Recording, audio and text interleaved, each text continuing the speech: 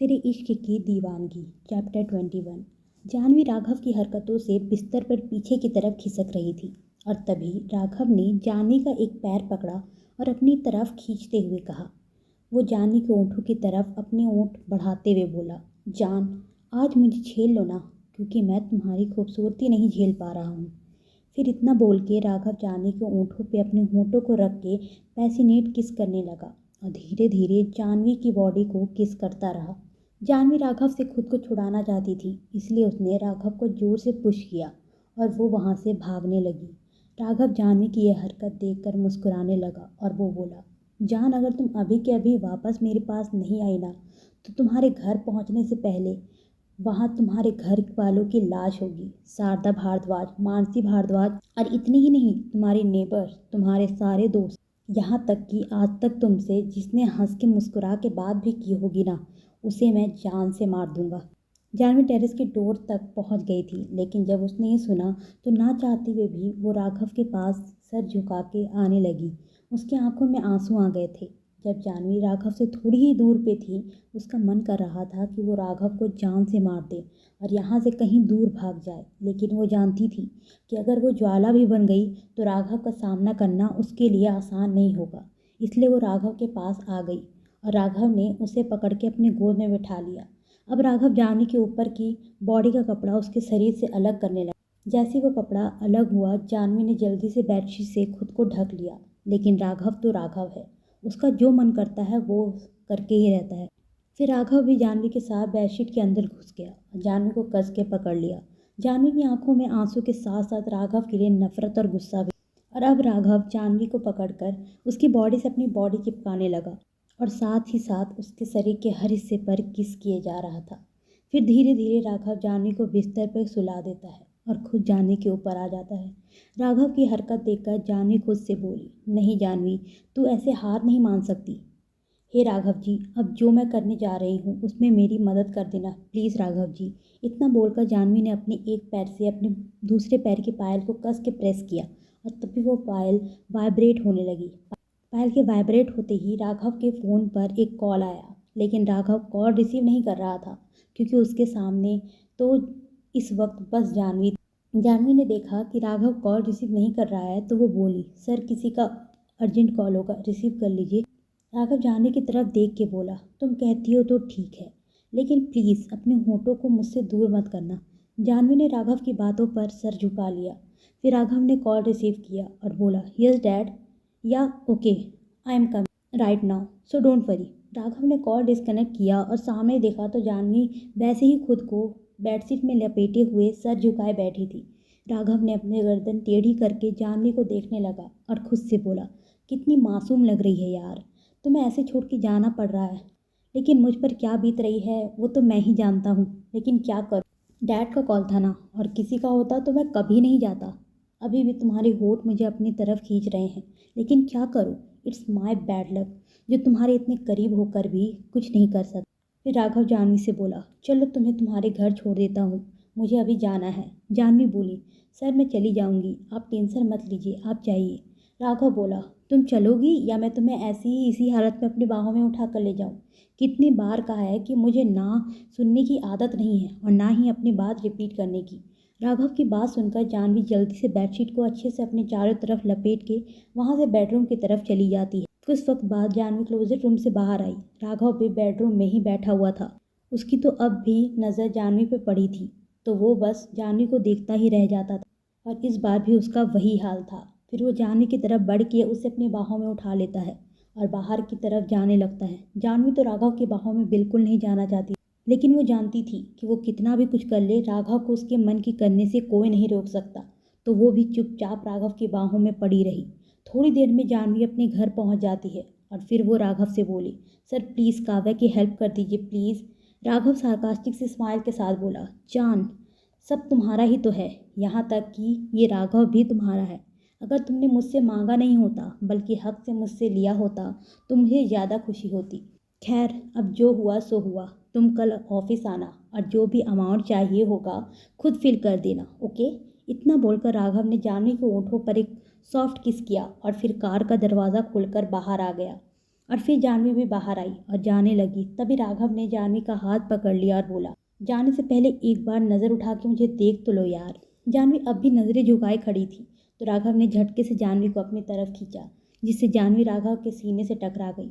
राघव के शर्ट के 2 से 3 बटन अब भी खुले हुए थे और जानवी के ऐसे टकराने से जानवी के होंठ राघव के सीने से टच हो गए, जिससे राघव ने अपनी आंख बंद कर ली। फिर वह जानवी के चेहरे को अपने हाथों में भरते हुए बोला, देखो मेरी तरफ, तभी मैं तुम्हें जाने दूंगा। जानवी जानती थी कि राघव के मुंह से निकली एक एक बात सही होती है, तो उसने भी राघव की तरफ देखा और उसकी लाल आंखों को देखकर राघव भी दर्द से तड़प उठा और राघव की आंखों में भी आंसू आ गए। लेकिन वो अपने आंसुओं को छुपाते हुए जानवी को छोड़ देता है, तो जानवी भी जल्दी से वहाँ से चली जाती है। जानवी के जाने के बाद राघव खुद से बोला, क्यों तुम मेरे करीब आने से खुद को इतना टॉर्चर करती हो यार। तुम जानते हो कि तुम्हारे करीब आए बिना मैं जी नहीं सकता, तो मैं किसी भी हाल में करीब तो तुम्हारे आता रहूँगा। सो तुम चाहो या ना चाहो तुम मेरी हो और तुम्हें मुझसे प्यार करना ही होगा, मुझे अपनाना ही होगा। फिर वो भी जल्दी से कार में बैठकर रघुवंशी पैलेस की तरफ निकल जाता है। रघुवंशी पैलेस। देवराज जी गुस्से में इधर से उधर घूम रहे थे। तभी वहाँ पर नीलिमा जी आई और बोली, अब बताएंगे कि आप अब मेरे बेटे से क्या करवाने वाले हैं। देवराज जी बोले, सच कहा आपने कि मुझे ही करवाना पड़ता है। आपका बेटा अब कुछ भी खुद से नहीं कर रहा है। मैंने सोचा था कि कुछ दिनों के बाद है, मन बहल जाएगा तो वो उस लड़की को छोड़ देगा, लेकिन नहीं, वो तो मजनू बन के घूम रहा है उसके पीछे। देवराज जी की बात पर नीलिमा जी हल्के से मुस्कुरा के बोली, चलो अच्छा है, अब मुझे मेरे बेटे के बारे में ज़्यादा टेंशन लेने की ज़रूरत नहीं है। जल्दी ही मेरा बेटा नॉर्मल हो जाएगा। इतना बोलकर नीलिमा जी वहाँ से चली जाती है और देवराज जी को गुस्सा आ जाता है। तभी वहाँ पे फायरिंग की आवाज़ आती है, तो देवराज जी खुद से बोले, जल्दी आओ राघव, इंतज़ार नहीं हो रहा है अब मुझे। और तभी राघव पैलेस में एंटर करता है, तो सारे नौकर सर झुका के राघव के सामने खड़े हो जाते हैं। लेकिन राघव सबके सामने से हटने का इशारा करके सीधे देवराज जी के पास आता है। राघव को देखकर देवराज जी सारे नौकर को वहाँ से जाने का इशारा करते हैं, तो सारे नौकर चले जाते हैं। फिर देवराज जी राघव को देख के बोले, मैं जान सकता हूँ कि तुमने हमारे सबसे वफादार कुणाल को क्यों मारा, एक लड़की के लिए। राघव, तुम्हारे लिए वो लड़की इतनी ज़रूरी हो गई कि तुमने कुणाल को मार दिया। देवराज जी बोलने जा रहे थे और राघव सुन रहा था, और तभी वो बोला, हाँ मैंने मार दिया उसे, क्योंकि वो ज्वाला का आदमी था और वो हमें धोखा दे रहा था। और आप जानते हैं कि मैं सब कुछ बर्दाश्त कर सकता हूँ, लेकिन धोखा और गद्दारी नहीं। राघव की बात सुनकर देवराज जी शॉक हो जाते हैं और राघव को देखते रह जाते हैं। चैप्टर 22। राघव की बात सुनकर देवराज जी शॉक हो गए थे। फिर वो बोले, लेकिन बेटा तुम्हें कैसे पता चला और तुम कैसे श्योर हो सकते हो कि ये सच है। राघव बोला, डैड आपका बेटा हूँ मैं, आपको क्या लगता है कि मुझे धोखा देना आसान है।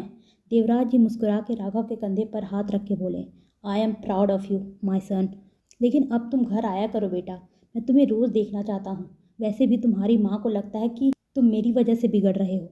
और जाओ अपने रूम में, मैं डिनर भिजवा देता हूँ। फिर राघव वहाँ से चला जाता है और तभी एक आदमी देवराज के पास आता है। वो बोला, लेकिन सर मानना पड़ेगा राघव सर को, क्या दिमाग है उनका और क्या गिद्ध वाली नज़र है। देवराज जी मुस्कुरा के बोले, आखिर बेटा किसका है विजय। तुम जाओ और शंभू से कहो कि कुछ राघव के पसंद का बना के जल्दी से उसके कमरे में ले जाए।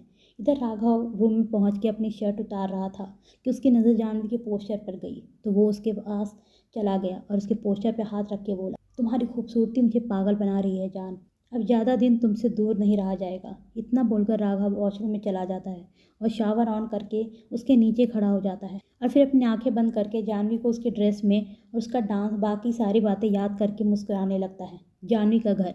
जानवी घर आई तो शारदा जी घर पर नहीं थी। वो मानसी को देख के बोली, मनु माँ कहाँ है।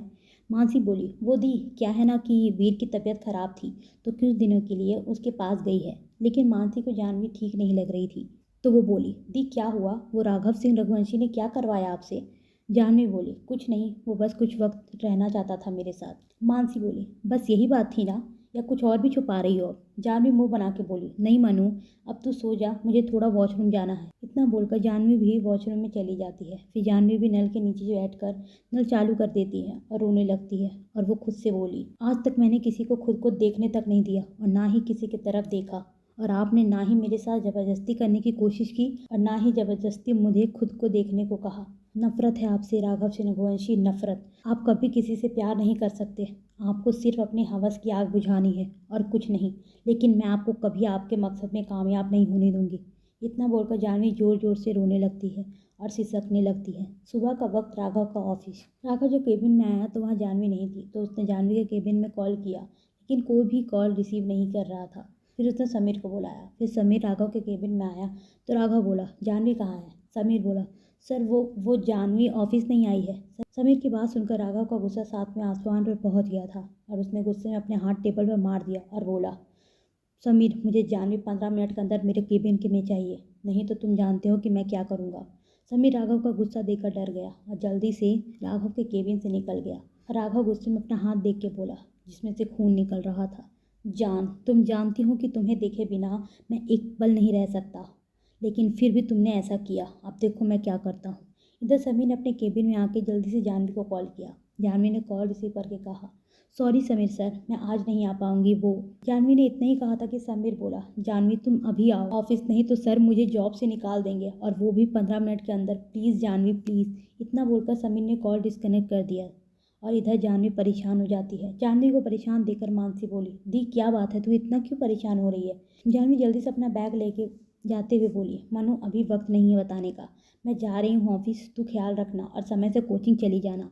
इतना बोल के जानवी जल्दी से वहाँ से निकल जाती है। इधर राघव का गुस्सा बढ़ता ही जा रहा था। वो गुस्से में अपने केबिन में रखे सारे सामान तोड़ रहा था और सब कुछ तोड़ते हुए राघव के हाथ में चोट पड़ गई थी और खून बहता ही जा रहा था। और तभी राघव की नज़र अपने बैंड्री स्विच वॉच पर गई, जिसमें सिर्फ 1 मिनट बाकी था राघव के दिए गए वक्त में से, जिसको देखकर राघव और भी ज़्यादा गुस्सा हो रहा था। और तभी सामने डोर खुला और राघव ने नज़र उठा के देखा तो जानवी अपने हाथ में राघव का शेड्यूल फाइल लेकर खड़ी थी। जानवी केबिन की हालत देख रही थी और फिर वो नॉर्मल होकर बोली, सर मैं आपके शेड्यूल फाइल लेकर आ गई हूँ, आप प्लीज़ देख लीजिए और आपके दिए टाइम पर आई हूँ। राघव सिर्फ जानवी को देखे जा रहा था, जो कि हल्के पीले रंग की कुर्ती, चूड़ीदार पैजामा के साथ दुपट्टे को गले में लपेटे हुए थी, लेकिन उसकी आंखें सूज गई थी और नाक लाल हो गए थे। उसे देख के लग रहा था कि वो बहुत रोई है। जानवी को देख के राघव बोला, कहाँ थी तुम? तुम्हें पता है ना कि मुझे हर वक्त सिर्फ तुम्हें देखना रहता है, और जब तुम सामने नहीं होती तो मैं पता नहीं मैं पागल हो जाता हूँ। तो मेरी हालत तो देख सकती हो ना। जानवी चुपचाप नजरें झुकाए राघव की बात सुन रही थी। वो राघव को देखना भी नहीं चाहती थी। और तभी राघव जानवी के पास आने लगा, लेकिन आज जानवी बिल्कुल भी पीछे नहीं हो रही थी। वो राघव का सामना करना चाहती थी और तभी उसकी नज़र राघव के हाथ पर गई, जिससे खून बह रहा था। वो थोड़ी सी परेशान हो गई थी, लेकिन वो तब भी कुछ नहीं बोली। फिर राघव जानवी के सामने खड़ा हो गया और जानवी से बोला, तुम प्लीज़ ऐसा मत किया करो मेरे साथ। इतना बोलकर राघव ने जानवी की कमर को कस के पकड़ के अपनी तरफ खींचा और तभी वो शॉक्ड हो गया और जानवी का माथा टच करने लगा। जान, तुम्हें तो बुखार है, तुमने मुझे बताया क्यों नहीं? लेकिन जानवी राघव की बात का कुछ भी जवाब नहीं दे रही थी। वो अब भी नजरें झुकाए चुपचाप खड़ी थी और राघव जानवी को देखकर बहुत ज़्यादा परेशान हो रहा था।